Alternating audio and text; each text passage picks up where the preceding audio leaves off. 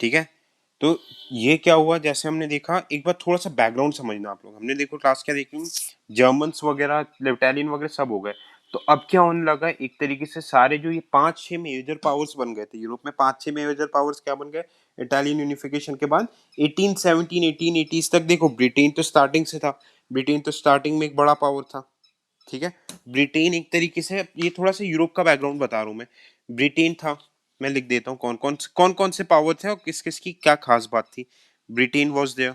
अब देखो ब्रिटेन की खास बात की थी, यहाँ पे क्या, पार्लियामेंट्री डेमोक्रेसी थी, पार्लियामेंट्री डेमोक्रेसी थी। और ऑब्वियसली ये one of the strongest country था यूरोप का, जो कि कॉलोनीज वगैरह बनाया जाता था। वर्ल्ड में अलग डिफरेंट डिफरेंट एरियाज में कॉलोनीज बनाता था, और इनका एम एक ही था कि भाई वर्ल्ड के पूरे कोने कोने से लूट के लाओ और हमारे कंट्री को स्ट्रांग बनाओ। ये एजेंडा बाकी की कंट्रीज भी थी। एक दूसरी कंट्रीज के अपोजिशन में क्या आ गई थी, जर्मनी। जर्मनी, बिस्मार्क ने यूनाइट करवा दिया था। ठीक है, तो यहाँ पे भी क्या होने लगा, पार्लियामेंट्री डेमोक्रेसी आने लगा। यहाँ पे भी पार्लियामेंट्री डेमोक्रेसी आने लगा, और जर्मनी क्या करने लगा, कुछ पार्ट ऑफ पोलैंड को भी एनेक्स कर लिया। ठीक है, और जर्मनी और फ्रांस के बीच में एक वॉर हुआ 1871 में।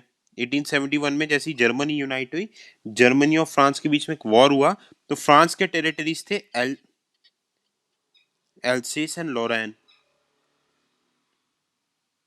ये जर्मनी ने फ्रांस से छीन लिया। ठीक है, 1871 वाले वॉर में। अगली कंट्री हमें कौन सी है, फ्रांस। ठीक है, फ्रांस। अब फ्रांस उस टाइम पे एक तरीके से थर्ड बिगेस्ट पावर थी ब्रिटेन और जर्मनी के बाद। ये जर्मनी से अपनी डिफीट, जो ये टेरिटरी छीनी थी, इसको एवेंज करना चाहती थी, इसको वापस लेना चाहती थी। ठीक है, उसी के बाद क्या हुआ, एक और कंट्री हम जिसके बारे में ज्यादा बात अभी तक हमने नहीं की, अभी इसके बारे में बात होगी रशियन रेवोल्यूशन में। रशिया थी। यहाँ पे देखो मोनार्की थी, जार डायनेस्टी। जार डायनेस्टी का राज चलता था। ठीक है, 1951 में बाद में जाके कहीं पे आपका ड्यूमा, पार्लियामेंट वगैरह ये सब आया था, पर यहाँ पे बाद में कम्युनिज्म आ गया था। ठीक है, अब फिर हमने नई नवेली कंट्री कौन सी पढ़ी है, इटली। इटली की खास बात क्या थी कि एक्सेप्ट नॉर्थ इटली, बाकी का जो सदर्न पार्ट था वो थोड़ा सा बैकवर्ड था। तो ऐसा कुछ यूरोप में माहौल बन रहा था। ठीक है, इस तरीके का कुछ माहौल वगैरह बनने लगा था। अब देखो यूरोप में तो ये आपस में लड़ते ही थे, आपस में एक दूसरे की मतलब हालत खराब करते थे, वॉर वगैरह करते ही रहते थे। अब यूरोप में क्या होने लगा, ये सारी कंट्रीज पूरे वर्ल्ड में कॉलोनीज वगैरह बनाने लगे, और कॉलोनीज बना बना के क्या करने लगे ये लोग, खुद की मिलिट्री को स्ट्रॉन्ग करने लगे। They followed the policy of cold war type, मतलब एक दूसरे की मिलिट्रीज में, मतलब खुद की मिलिट्रीज में बहुत ज्यादा मतलब स्ट्रेंथन करने लगे। तो देखिए कोल्ड वॉर टाइप का सिचुएशन बन गया था। The war was not actually occurring, but a situation was of war, but the situation of war was arising, war like situation बनते जा रही थी। तो इस तरीके से थी भाई, सब एक दूसरे से जले पड़े थे यूरोप में, पर सब लोग डेवलप हो गए थे। वहां पे अमेरिका अपना अलग चल रहा था, अमेरिकन लोगों से दूर था, वो अपना अलग पूरा ट्रेड बिजनेस वगैरह के थ्रू मर्केंटिज्म, अमेरिका भी कॉलोनीज वगैरह बनाया जा रहा था। तो ये हमने पूरी हाल देख लिया, यूरोप के एक पार्ट के पूरे हाल देखे अपन ने। और हाँ, और यूरोप का अपन एक मेजर पार्ट अभी छोड़ रहे हैं, अभी हम देखेंगे वर्ल्ड वॉर के बिगनिंग में जो बल्कन पेनिनसुला था। बल्कन पेनिनसुला कौन सा वाला रीजन था आपका, ऑब्वियसली जो आपका बोस्निया हर्जगोविना है, ईस्टर्न पार्ट ऑफ यूरोप वाला। ईस्टर्न पार्ट ऑफ यूरोप वाला हम टर्की में ओटोमन अंपायर हुआ करता था। जो मुस्लिम वर्ल्ड्स के उस टाइम पे जो लीडर हुआ करते थे, खलीफा, आप लोगों ने पढ़ा होगा। जैसे मेडिवल इंडिया में बलबन खलीफा को बहुत सारे गिफ्ट वगैरह दिया करता था, खलीफा को सब लोग पटा के रखना चाहते थे। तो देखो मुस्लिम जो स्पिरिचुअल वर्ल्ड का रूलर मतलब हुआ करता था, वो ओटोमन टर्की में बैठा करता था, उसको हम मतलब सारे मुस्लिम लीडर्स खलीफा बोलते थे। ठीक है, खिलाफत एम्पायर वगैरह चला करता था। उसकी बात हमें करनी है। अब हम थोड़ा सा यूरोप के बाहर अगर देखें, देखो अफ्रीका तो एकदम गॉन केस था, अफ्रीका में बात करने का कुछ है नहीं, वो तब भी गॉन केस था, आज भी कोई डेवलप नेशन है नहीं। यहाँ पे हमें पता है इंडिया में क्या हो रहा था, इंडिया में 1870s के आसपास क्या हो रहा था भाई, वर्नाकुलर प्रेस एक्ट, ब्रिटिशर्स ने हमारे नाक में, first war of independence 1857 revolt, ये सारे ब्रिटिशर्स ने नाक पे दम करके रखा था। अब क्या हुआ था, यहाँ पे जो सबसे बड़ा मेजर फोकस था वो था चाइना। ठीक है, चाइना के बारे में बात करना है। अब देखो चाइना में क्या हुआ था, 1899 में बॉक्सर रेबिलियन हुआ था, बहुत इंपॉर्टेंट है। 1899 में boxer rebellion, boxer, boxer rebellion हुआ था। ठीक है, अब बॉक्सर्स का क्या था, एक तरीके का ये सीक्रेट सोसाइटी ऑफ चाइना था, secret society of China.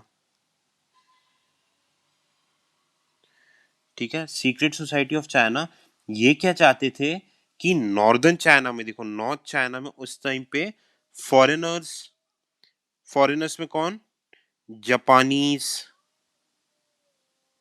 Western Nations, इनका इन्फ्लुएंस बहुत ज्यादा बढ़ने लग गया था। फॉरेनर्स, वेस्टर्न नेशंस, इन सबका इन्फ्लुएंस वगैरह बहुत ज्यादा बढ़ने लग गया था। ठीक है, और उस टाइम पे चाइना पे, चाइना पे कौन सा रूल चला करता था, कौन सी डायनेस्टी हुआ करती थी, किंग डायनेस्टी, QUING, क्विंग, या फिर एक और नाम था इसका, Manchu dynasty. Manchu dynasty monarchy वगैरह चला करती थी, और ये एक्चुअली में चाइना पे 250 साल से रूल कर रहा था, 250 ईयर्स से रूल कर रहा था।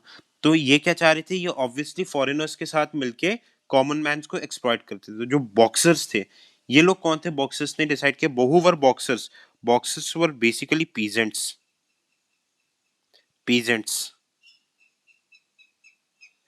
Boxers were basically peasants. ये क्या चाहते थे कि एक तरीके से हमें फॉरेन इन्फ्लुएंस को हटाना है, remove foreign influence, remove foreigners to preserve, to preserve Chinese culture, Chinese culture. और इसलिए ये जो किंग डायनेस्टी थी, किंग डायनेस्टी वगैरह, मांचू डायनेस्टी, उसको भी हटाना चाहते थे, क्योंकि ये प्रो फॉरेन डायनेस्टी थी। बॉक्सर्स तो अगर आपसे कोई पूछे बॉक्सर्स कौन थे, बॉक्सर्स पर बेसिकली फार्मर्स, पीजेंट्स हुआ करते थे बॉक्सर्स वगैरह।